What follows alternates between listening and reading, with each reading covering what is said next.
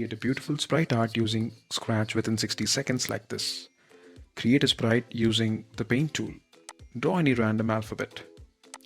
When the flag is clicked, drag a repeat block below that. Change the count of repeat to 60. Drag a move block and change the count as 30 steps. Drag a turn block below that and change the turn as 45 degrees. Put a create clone block to create clone of this sprite. And put a hide block below that to hide this original sprite. Now when this clone starts, put a forever block below this block. Put a turn block inside this forever and make the turn count as 1. Put a change block to change the color and make the count as 1. Finally put a show block.